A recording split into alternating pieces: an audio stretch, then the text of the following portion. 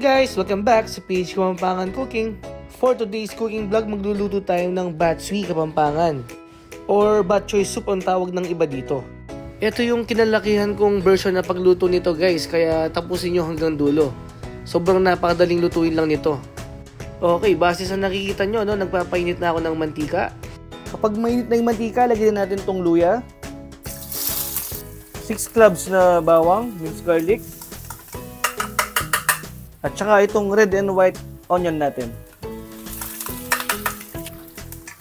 Yan, gisa lang muna natin yan guys ng mga ilang minuto.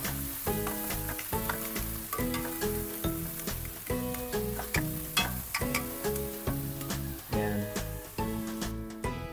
After few minutes, pag gisang-gisa na yung bawang, luya at sibuyas natin, yan no, amoy na siya. Pwede na natin ilagay itong 1 kilong pork kasim.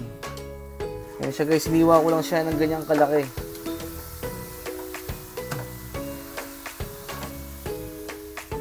At saka na natin timplahan ng paminta at patis. Sasandok muna guys para may lasa na yung ating pork kasim. Diyan gisa natin yan.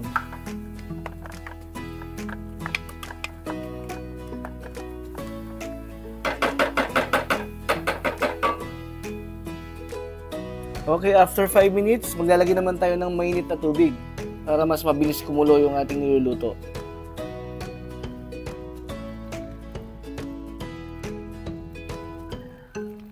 Yan.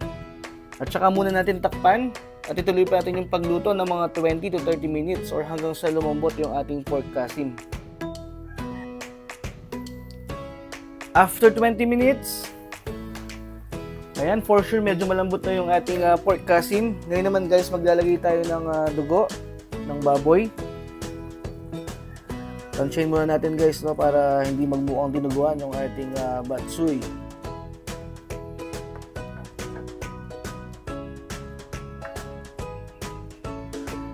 Ayan.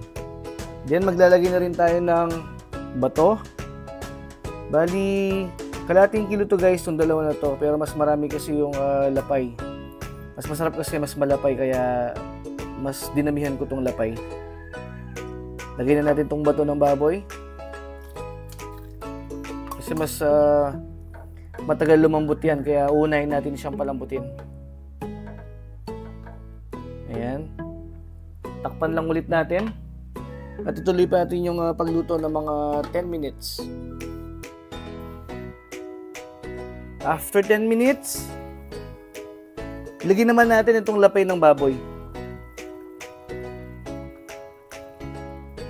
At magdadagdag pa tayo ng konting water. Then, haluin lang natin ng bahagya. Grabe guys, solid yan, no? Sarap. Tsaka natin ulit tatakpan. At ituloy pa natin yung pagluto ng another 10 minutes. After another 10 minutes, tikman naman natin siya guys bago natin siya timplahan ulit. Kasi yung nilagay natin dugo kanina dito guys, meron ng asin yun. Nilalagyan na kasi ng asin sa palengke yun para hindi madaling masira yung dugo. Kaya tikman na muna natin para alam natin kung gaano kadaming lalagay natin pampaalat.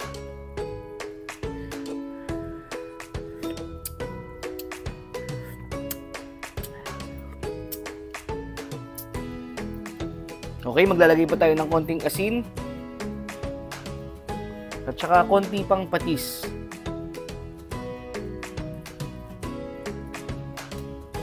Ayan.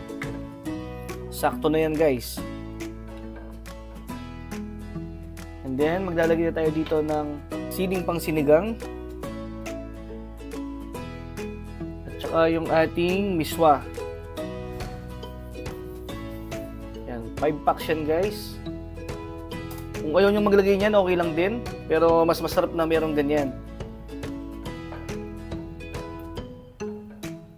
Ayan. And then, takpan lang ulit natin. At ituloy pa natin yung pagluto ng mga 5 to 8 minutes. After 8 minutes, Ayan, luto na yung ating batsui Kapampangan. Maglalagay na lang tayo dyan ng spring onion, guys. Ayan, at pwede na yung iserve. Ayan guys, so napaka-solid yan. Ang sarap. Hindi ko alam no kung anong tawag dito sa Tagalog, pero ang pagkakaalam ko, batchoy ang tawag nila dito eh. Pero ito kasi yung kinalakihan ko na pagluto nito. Ang tawag sa amin ito, batsui. Okay guys, kung umabot kayo no, sa part ng video na to, maraming salamat sa inyong panonood. At kung hindi pa kayo nakasubscribe, mag-subscribe na rin kayo. Pag-click nyo na rin yung notification bell para ma-update kayo sa mga susunod pa nating video gaya nito. Okay guys, hanggang sa muli. Bye!